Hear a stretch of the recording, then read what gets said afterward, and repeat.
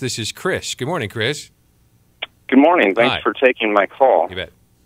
My question is, all the candidates are running because they have a vision for the greatness of America. I really believe that they all feel that way, even though they might come to different conclusions on what that looks like. I just want to hear Mr. Paul speak about what he thinks America's destiny is and what he thinks is America's greatness, or how is his view of how America is great.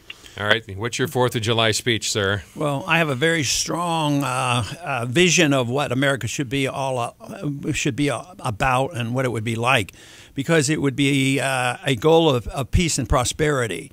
When a country embarks on empire building and spreading military operations around the world, it bankrupts the country, and that's where we are today. So it would be completely different.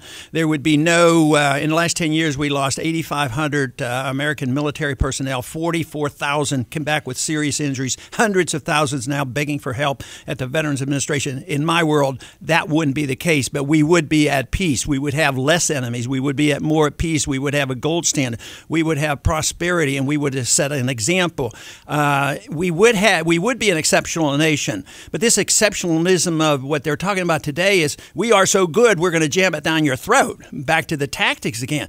That is absolutely wrong. We should set an example, and once we do this, other people would want to emulate us. And I think that should be our goal. But the destiny of this country is up for grabs right now. Boy, I'll tell you what, I'm worried enough to even run for the presidency, because I think we're in the wrong direction.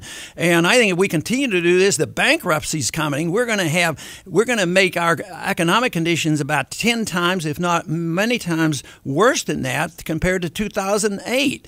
I mean, we are embarked on a system of spending and deficits and printing money, and nobody wants to cut anything. All this talk in Washington right now is pure talk. They're not talking about real cuts in the budget, and that is not a solution. So I would say, unless we change our ways, unless we look to what we were given, our Constitution, our devotion to liberty, things look bad for us. But I'm also optimistic that more people are joining our efforts to emphasize individual liberty, and if we did it, we'd have a rough year or two, but we could be back on our feet again if we just get the government out of the way.